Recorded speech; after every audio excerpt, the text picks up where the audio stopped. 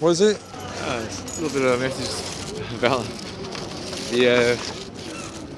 Oh, is this an event going on? No, sorry, it's not. It's just a scriptural little thing about the mark of the beast, about microchipping everything and surveillance and society. Oh yeah, the Book of Revelation, isn't it? Yeah.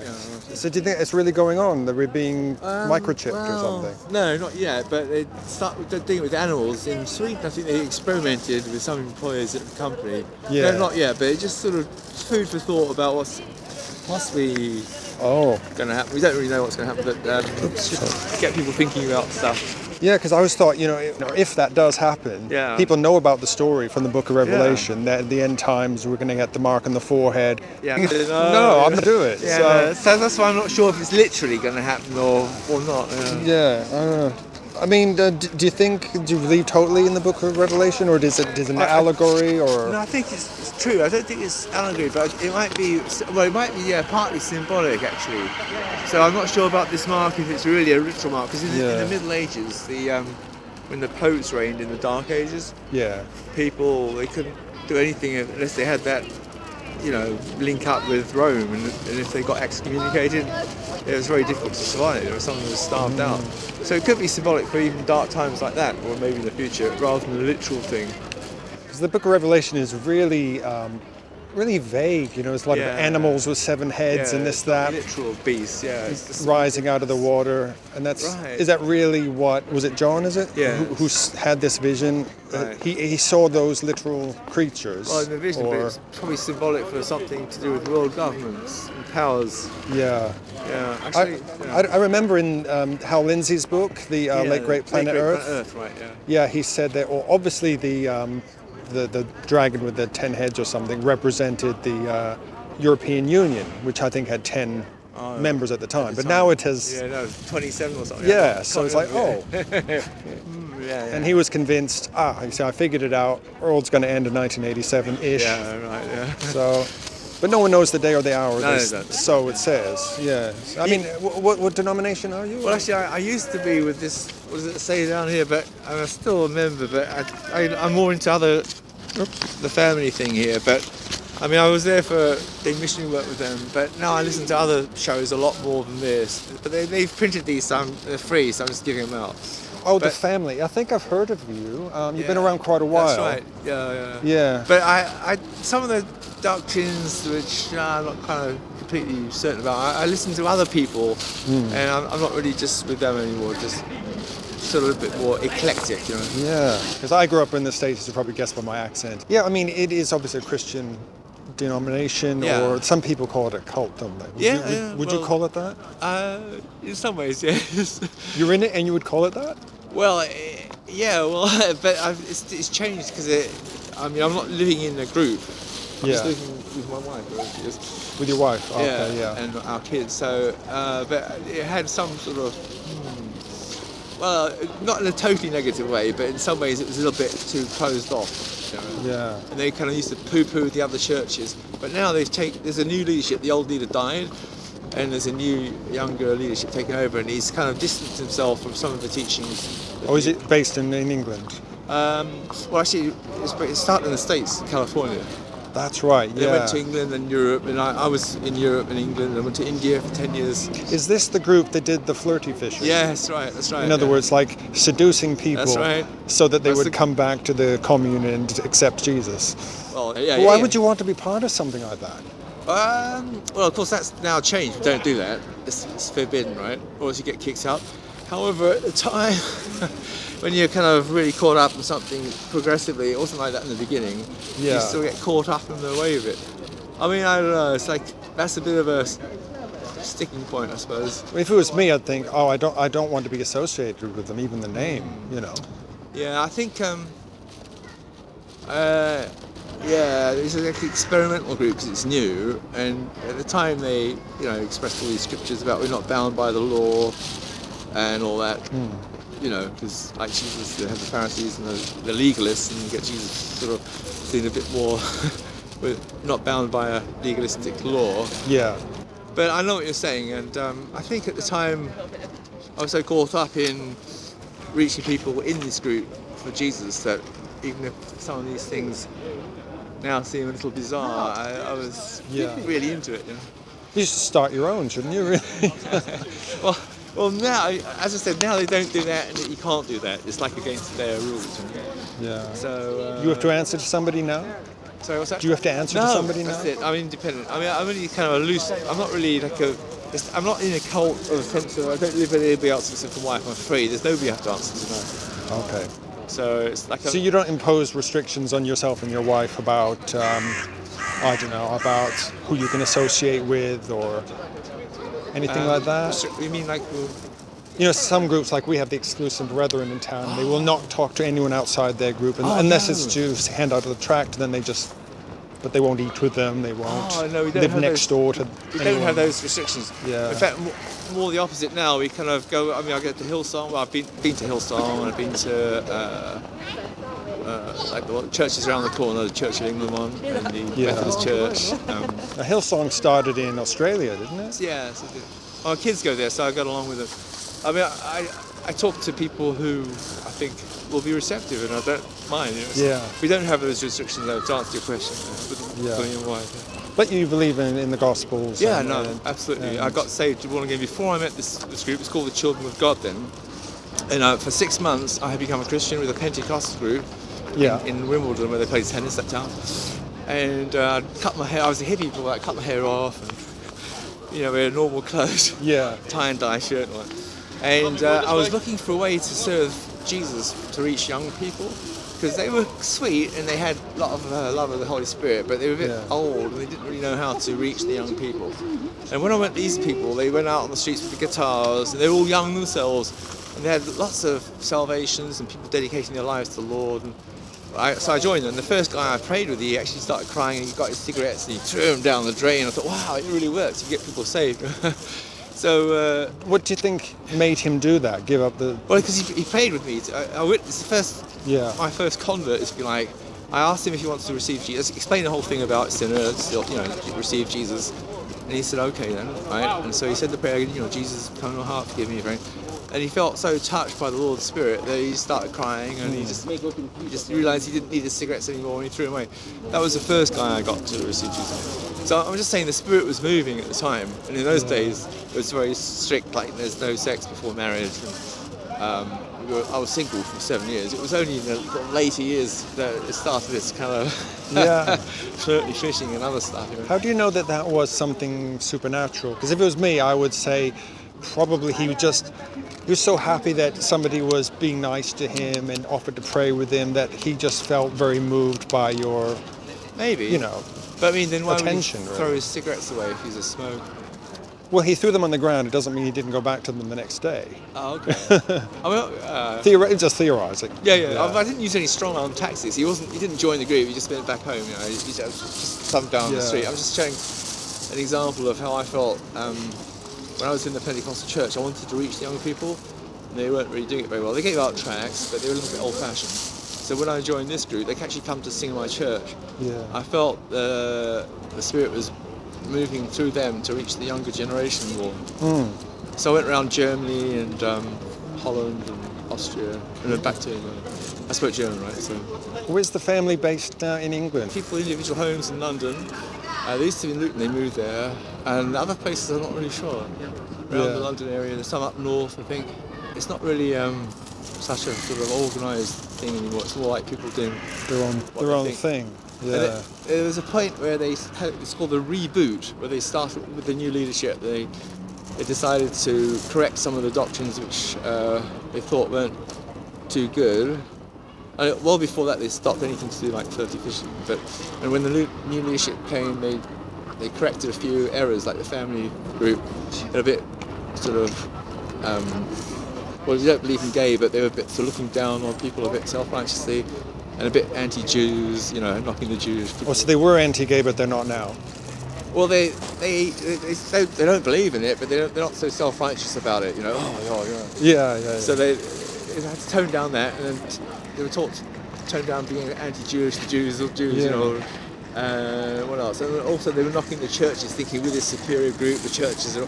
They said, this is just, we're not it, There's a lot of people who in different churches who love the Lord. Yeah. So they had to tone down their lofty errors, you know. Yeah. And it's very loose now. It's more like an internet thing, and you meet occasionally, if ever. Oh. Or, actually, a lot of them went to getting jobs because the community is more or less dispersed then. Oh, right. But there's a thing called from Uganda. I know the guy. I used to be with him. I used to act with him a little bit. He's called Simon Peterson. He's got a thing called Nightlight. Nightlight. If you look it up, it's from Uganda. You can download the shows for free. And he actually realised from hearing his shows recently that they're still going strong. Like in Kosovo. Sorry, I'm not pointing that. But in Kosovo, there's a group who. It's called Healing Hearts. He used to go around healing people's hearts because of the poor people, you know, the bombs, and since 1995, all of Serbia and Croatia, the sort of bombing thing, their lives are a bit torn apart.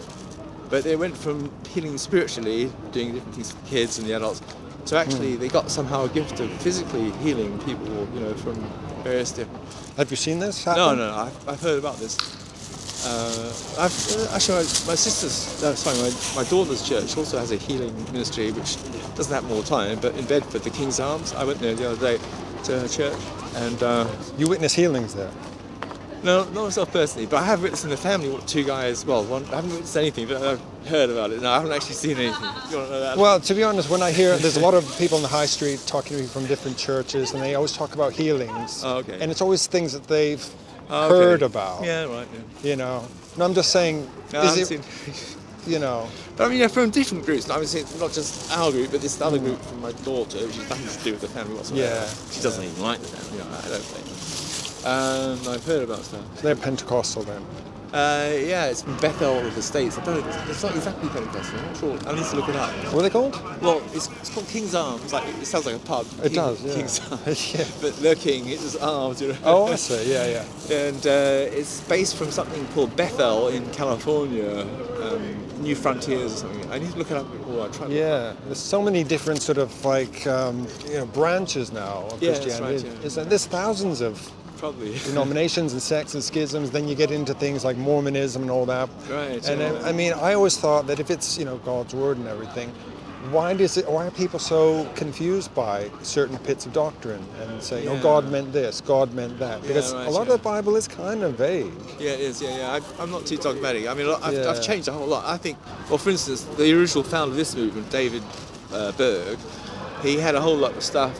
He was going on like he's some great prophet, which I don't think he was. I think he was sincere, but I think he was off in many ways. Yeah. And one of the ways he was off was, I think, I don't know what you, I don't want to sort of tread on your toes with doctrine, but I used to believe in this sort of futurism thing of, like the Antichrist is only at the very end of the last 7 years as a countdown before Jesus returns. Yeah. But I tend to think now that was concocted as part of the Counter-Reformation of the 1500s, because the reformers all could see in the Dark Ages the popes of Rome as like antichrists. Like John said, there are many antichrists. So I don't think it's one man. I think it's all the evil sort of people who have, in Christ's name, done all this evil stuff. And it's not just something at the last 7 years. So I think when it said confirm the covenant for 1 week in Daniel 9, I don't know if you know this. What did it say again? Daniel chapter 9 says, he shall confirm the covenant with many for 1 week, or one Shavuot, which is 7, which I was taught, and many churches thought, meant like the Antichrist is going to confirm some 7-year covenant with the Jews and Arabs or whatever. But I think it's not really like that, really. So I'm just saying that some of his doctrine, I just think people have been pointing to all sorts of people, all sorts of organizations saying this is the Antichrist, that's the Antichrist, the Pope's the Antichrist. But, how would we know what he, she, it looks like anyway? I don't think it's a person. I think it's more like an office. Like, the beasts of Daniel. Yeah. He had the 4 beasts, and the lion, the bear, and the other one, the leopard. It wasn't just one king. It was whoever was in the Babylonian Empire, which was Nebuchadnezzar, and finally wound up with Belshazzar. So that beast wasn't just one king. It was the whole kingship of the Babylonians. And the next beast was whoever it was, the Persians, Cyrus and Darius and Cambyses, and it went on and on. So similarly, I think Antichrist isn't going to be one person, and it has been in certain parts of history. People who I don't know. I think actually Rome is referring to Rome. Right? Yeah. because like since the Reformation particularly, the fourth beast in Daniel was Rome, and then it kind of morphed into 10 kingdoms, the Goths and Visigoths and the Vandals getting incorporated, which is I think what the iron and the clay is.